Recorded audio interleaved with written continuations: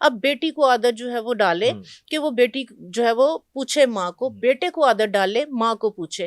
ہمارے جو گھر کی روٹین تھی, میری مدر ٹیچر تھیں اور پھر اپنی اکیڈمی وغیرہ چلاتی تھیں, تو ہماری کوشش ہوتی تھی کہ ہماری ماں سارا دن تھک کے آئی ہے, تو ہم 6 بہن بھائی تھے, تو کسی نے ٹانگیں پکڑی ہوتی تھی, کوئی پاؤں پکڑا ہوتا تھا, کوئی سر دبارا ہوتا تھا, اور کوشش ہوتی تھی کہ ہماری ماں کو اٹھ کے کچھ نہ کرنا پڑے. جب ہم گھر پہنچ چکے ہیں تب ماں کو کچھ نہ کرنا پڑے. اور مجھے اچھی طرح سے یاد ہے کہ جب ہوش سنبھالا تھا, ہوش سنبھالنے کے بعد ہماری ماں نے کچن کا کام ضرور کیا, لیکن مجھے نہیں یاد پڑتا کہ کبھی ماں کو جھاڑو یا ٹاکی جو ہے وہ لگانی پڑی. وہ ہماری انسلٹ تھی, وہ لگانے دی ہی نہیں آپ لوگوں نے. لیکن یہ گھر کی ٹریننگ ایسی تھی, ٹریننگ ایسی تھی. اور دوسرے نمبر پہ اگر ماں کسی بھی بات سے ناراض ہو گئی ہے, سمجھ لے کہ کسی نے ہماری روح قبض کر لی ہے, کہ ہماری جان نکل گئی, کہ ماں ناراض ہے.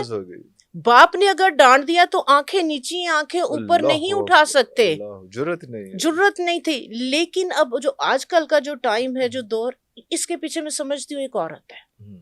جو عورت ہے وہ پورے گھر کو چلا رہی ہوتی ہے, وہ اپنے بڑوں کی عزت جو ہے وہ کس طرح سے کرنا ہے وہ سکھا رہی ہوتی ہے, اپنے باپ کی عزت کس طرح سے کرنی ہے یہ عورت کے ہاتھ میں ہوتا ہے, اور عورت کی عزت کروانا مرد کے ہاتھ میں ہوتا ہے. جو تعلیم و تربیت ہے, جو تربیت کا ایلیمنٹ ہے, تعلیم تو اسکول میں ہوگی, جی, جو تربیت ماں کروا رہی ہوتی. لیکن جو ماں کی عزت ہے بچوں, ایک دیکھیں مجھے اچھی طرح یاد ہے کہ بچے کو ڈانٹنا ہوتا تھا نا, تو ماں جو ہے نا کان میں پہلے جو ہے نا وہ باپ کے ڈال دیتی تھی, اج نے اے غلطی کیتی ہے, اج اے کیتی ہے, تے اینو نا ذرا کھچنا ہے.